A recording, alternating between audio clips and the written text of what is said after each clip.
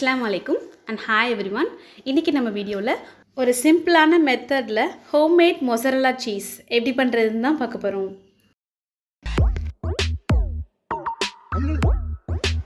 இந்த சீஸை எக்ஸாக்ட்டா கடைங்கள்ல என்ன டேஸ்ட்ல இருக்குமோ என்ன டெக்ஸ்சர்ல இருக்குமோ அதே மாதிரியே நம்ம கொண்டு வர முடியும். ஸோ நீங்கள் எப்படி நார்மலாக ஒரு சீஸை குக் பண்ணும்போது அது மெல்ட் ஆகி நல்ல ஒரு சூவிங் கம் மாதிரி கிடைக்கிதுல, ஸோ அதே டெக்ஸ்சர்லேயே நம்ம கொண்டு வர முடியும். இது பண்ணுறதுக்கு கண்டிப்பாக உங்ககிட்ட பசும்பால் இருக்கணும். நீங்கள் எருமைப்பாலில் கூட பண்ணலாம், ஆனால் பேக்கெட் பால்லையோ இல்லை பதப்படுத்தின பால்லையோ நீங்கள் பண்ண முடியாது. அதே மாதிரி எந்த கம்பெனி பேக்கெட்லேயும் இந்த சீஸை நீங்கள் ட்ரை பண்ணிடாதீங்க, அது சுத்த வேஸ்ட்டு. பசும்பாலில் மட்டும்தான் ட்ரை பண்ணணும். அதுவும் தண்ணி கலக்காத கெட்டியான பாலாக இருந்தால் இன்னும் சீஸ் நல்லா வரும். இந்த சீஸை நீங்களும் பர்ஃபெக்டாக பண்ணணும் அப்படின்னா கண்டிப்பாக நான் சொல்லியிருக்க டிப்ஸை அப்படியே ஃபாலோ பண்ணுங்கள். உங்களாலையும் இப்போ ஒரு பர்ஃபெக்ட் சீஸை உருவாக்க முடியும். நான் பண்ணியிருக்க ஹோம்மேட் சீஸ் உண்மையிலே ஒர்க் அவுட் ஆயிருக்கா அப்படின்னு சொல்லி நான் இப்போ உங்களுக்கு கட் பண்ணி காட்டுறேன். எப்படி இருக்குன்னு நீங்களே பாருங்கள்.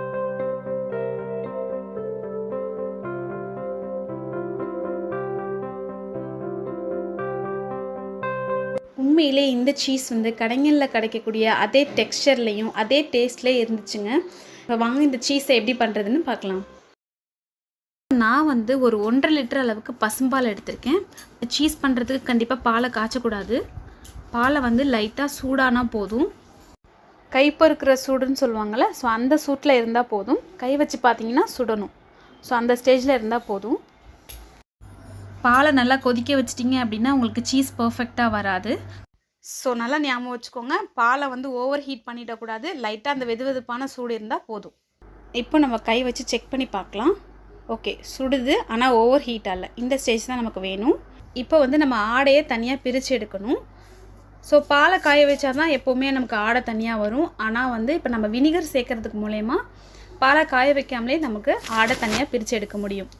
ஸோ இந்த ஆடை தான் நமக்கு சீஸாக உருவாகும். இப்போ நான் ஒரு 4 டேபிள் ஸ்பூன் அளவுக்கு வினிகரை ஒரு 5 நிமிஷம் கேப் விட்டு நான் சேர்த்துக்க போகிறேன். ஸ்டவ்வை லோ ஃப்ளேம்லேயே வச்சுக்கோங்க. ஃபஸ்ட்டு இப்போது நான் 1 டேபிள் ஸ்பூன் அளவுக்கு வினிகரை சேர்த்துக்கிறேன். வினிகர் சேர்த்ததுக்கப்புறம் மைல்டாக கரண்டி வச்சு கலக்கி விடுங்க. ரொம்ப ஃபாஸ்ட்டாக போட்டு கிண்டி விட்டுறாதீங்க. ஸோ திரும்பவும் சொல்கிறேன், வினிகர் சேர்க்கும்போது லோ ஃப்ளேம்லேயே வச்சு நீங்கள் சேர்த்துட்டு வாங்க. இந்த மாதிரி மைல்டாக கலக்கினதுக்கப்புறம் லைட்டாக தெரிய ஆரம்பிக்கும் அந்த பாலாடை. அதுக்கப்புறம் இந்த மாதிரி பாருங்கள் 1-2 இப்போவே நமக்கு வர ஆரம்பிக்குது. ஸோ இப்போ அடுத்தது இன்னொரு 1 டேபிள் ஸ்பூன் அளவுக்கு வினிகரை சேர்த்துக்கலாம். ஸோ அப்போ நமக்கு மிச்சம் இருக்கிற ஆடையெல்லாம் சேர்ந்து நமக்கு கலெக்ட் ஆகி வந்துடும். இப்போ இந்த பால் தண்ணியாக மாறணும், அது வரைக்கும் நம்ம வினிகர் சேர்த்துட்டே இருக்கணும். ஸோ இப்போ இது பாலாகவே தான் இருக்குது, இன்னும் தண்ணியாக மாறலை. அதனால் நான் இப்போ இன்னொரு 1 டேபிள் ஸ்பூன் அளவுக்கு வினிகர் சேர்த்துக்கிறேன். இப்போ இந்த ஸ்டேஜை பாருங்கள், நல்ல ஒரு க்ரீமி டெக்ஸ்சரில் நமக்கு வந்திருக்கும். நம்மளோட ஆடையெல்லாம் கலெக்ட் ஆகி ஒரு க்ரீமி டெக்ஸ்சரில் வந்திருக்கும் பாருங்கள். ஸோ இந்த மாதிரி இருக்கணும். ஸோ இப்போ நம்ம கடைசி ஸ்டேஜுக்கு வரப்போகிறோம். இன்னொரு 1/2 டேபிள் ஸ்பூன் அளவுக்கு நான் வினிகர் சேர்த்துக்கிறேன். அப்போது எனக்கு இந்த பால்லாம் தண்ணியாக மாறிடும். ஸோ டோட்டலாக ஒரு 3 டேபிள் ஸ்பூன் அளவுக்கு வினிகர் சேர்த்துருக்கேன் 1.5 லிட்டர் பாலுக்கு. நம்மளோட ஆடை எல்லாமே சீஸாக மாறிடுச்சு. அதே மாதிரி பாருங்கள், நம்மளுடைய பால் எல்லாமே தண்ணியாக மாறிடுச்சு. ஸோ இது அப்படியே இருக்கட்டும். நான் அடுப்பை லோ ஃப்ளேம்லேயே தான் நான் வச்சு பண்ணிகிட்ருக்கேன். ஸோ இந்த மாதிரி வந்த உடனே நீங்கள் ஸ்டவ்வை சுவிட்ச் ஆஃப் பண்ணிவிடுங்க. ஸோ பன்னீருக்கும் சீஸ்க்கும் இதாங்க வித்தியாசம். சீஸ்னால் இந்த மாதிரி க்ரீமியாக கிடைக்கும். ஸோ பன்னீர்னால் உங்களுக்கு பால் தெரிஞ்சு போய் ஒரு மாதிரி கட்டி கட்டியாக இருக்கும். இது தாங்க சீஸ்க்கும் பன்னீருக்கும் உள்ள வித்தியாசம். ஸோ இந்த மாதிரி வந்த உடனே நம்ம எல்லாத்தையும் ஃபில்டர் பண்ணிக்கலாம். நம்மளுடைய ஹோம்மேட் சீஸ் பர்ஃபெக்டாக உருவாகிறதுக்கு இன்னொரு முக்கியமான ஸ்டெப் இருக்குங்க. என்னென்னா ஒரு ஹாட் பேக் எடுத்திருக்கேன். இதில் நல்லா கொதிக்கிற தண்ணியை நான் சேர்த்துருக்கேன். அதாவது நல்லா சூடாக இருக்கிற தண்ணியை நான் சேர்த்துருக்கேன். இப்போ இதுக்கு மேலே ஒரு ஸ்ட்ரெயினர் இல்லைல்ல, இந்த மாதிரி ஒரு வலைக்கரண்டி எடுத்துக்கோங்க. அப்போ தான் உங்களுக்கு ஹேண்டில் பண்ணுறதுக்கு ஈஸியாக இருக்கும். இப்போ நம்மளுடைய ரெடி பண்ணி வச்சுருக்க அந்த ஆடையெல்லாம் இந்த மாதிரி ஃபில்டர் பண்ணிக்கோங்க. ஃபில்டர் பண்ணிவிட்டு இந்த சூடாக இருக்க தண்ணியில் இந்த மாதிரி சேர்த்துருங்க. இப்போ நம்ம இந்த சுடுதண்ணி கூட சேர்த்து நல்லா ஒர்க் பண்ணணும். ஒரு 10 நிமிஷம் பெரட்டி இந்த சுடுதண்ணியில் போட்டு நம்ம எடுக்கணும். அப்போ தான் ஒரிஜினல் சீஸ் நமக்கு உருவாகும். சீஸை நீங்கள் குக் பண்ணி அதை நீங்கள் பைட் பண்ணும்போது நல்லா சூவிங் கம் மாதிரி இழுக்க வருதில்ல. ஸோ அது எதனாலனா இந்த மாதிரி சுடுதண்ணியில் போட்டு நம்ம இந்த மாதிரி ஒர்க் பண்ணால் மட்டுமே தாங்க வரும். நல்லா எல்லா பக்கமும் படுற மாதிரி பெரட்டி பெரட்டி விடுங்க. அப்போ தான் அந்த சூவினஸ் வந்து நமக்கு கிடைக்கும்.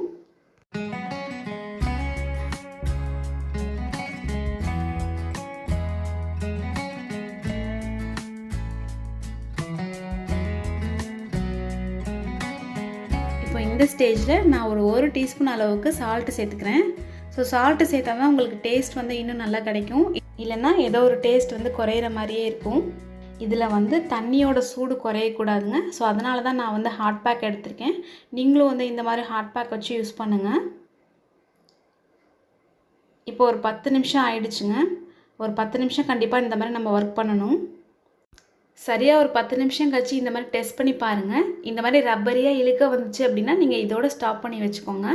இதுக்கப்புறம் நம்ம தண்ணிக்குள்ளார வச்சுருக்க வேணாம், தண்ணியிலேருந்து வெளியே எடுத்து வச்சிடலாம். ஸோ தண்ணியே இல்லை மாதிரி நல்ல ஒட்டை பிழிஞ்சு எடுத்துக்கோங்க.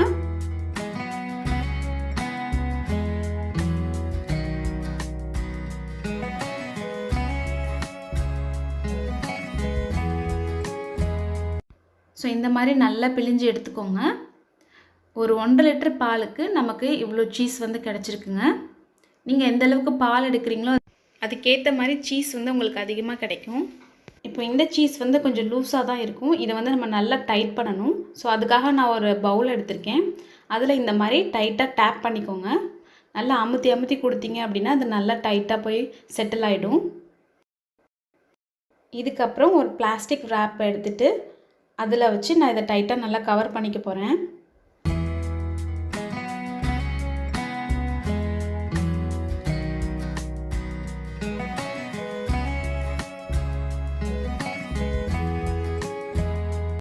நல்லா டைட்டாக கவர் பண்ணதுக்கப்புறம் இதை நம்ம ஒரு ஏர்டைட் கண்டெய்னரில் போட்டு ஸ்டோர் பண்ணி வச்சுக்கலாம். ஃப்ரீசரில் வச்சுக்கோங்க. ஸோ நீங்கள் எப்போ தேவைப்படுதோ அப்போ நீங்கள் எடுத்து யூஸ் பண்ணிக்கலாம். இதை ஃப்ரீசரில் வச்சதுக்கப்புறம் 2 ஹவர்ஸ்க்கு அப்புறத்துலேருந்து நீங்கள் யூஸ் பண்ண ஆரம்பிக்கலாம். நீங்கள் ஃப்ரீசர்லேயே வச்சுக்கோங்க. எப்போ தேவைப்படுதோ அப்போ எடுத்து நீங்கள் யூஸ் பண்ணிக்கலாம். ஸோ ஒரு 2 ஹவர்ஸ் வந்து ஃப்ரீசர்லேயே இருந்துச்சு. இப்போ நான் இதை உங்களுக்கு கட் பண்ணி காட்டுறேன். இதோட டெக்ஸ்சர் எப்படி இருக்குன்னு நீங்களே பாருங்கள். இப்போ நம்ம கவர் பண்ணி இந்த ஒரு ரேப்பை அதை நான் ஃபுல்லாக பிரிச்சுக்கிறேன். பாருங்கள் நம்மளோட சீஸ் எவ்வளோ பர்ஃபெக்டாக வந்திருக்கு அப்படின்னு. இப்போ இதோட டெக்ஸ்சரை வந்து நான் கட் பண்ணி காட்டுறேன் எப்படி இருக்குன்னு பாருங்கள். ஸோ இந்த சீஸ் வந்து ஒரு 300 கிராம் அளவுக்கு இருக்குங்க. இதே சீஸை நீங்கள் கடையில் போய் வாங்கினீங்க அப்படின்னா ஒரு 140 ருபீஸ்லேருந்து 180 வரைக்கும் ரேட் ஃபிக்ஸ் பண்ணி வச்சுருக்காங்க. ஸோ நம்ம இன்றைக்கி குறைவான செலவுலேயே வந்து வீட்டிலே அதுவும் ஆர்கானிக்காக வந்து இந்த சீஸை வந்து ரெடி பண்ணிட்டோம். நான் வந்து இந்த சீஸை பண்ண ஆரம்பித்ததுலேருந்து கடைங்களில் போய் வாங்குறதே இல்லைங்க. நான் வீட்டிலே இந்த மாதிரி ஹோம்மேடாக பண்ணிக்குவேன். இதனால் நல்லாவே மணியும் சேவ் பண்ண முடியுது.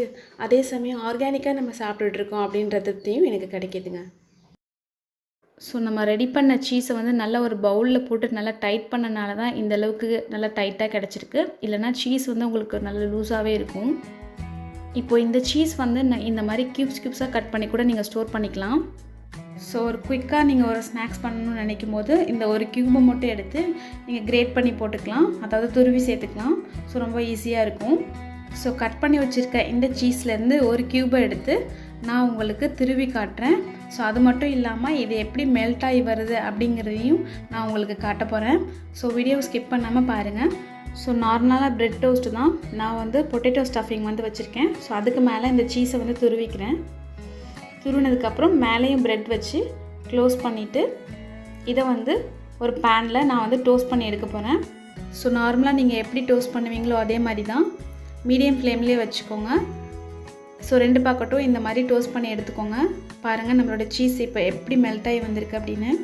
இப்போ நான் இதை உங்களுக்கு கட் பண்ணி காட்டுறேன். பாருங்கள் எப்படி மெல்ட் ஆகி நல்லா சூவிங் கம் மாதிரி வந்திருக்கு பாருங்கள்.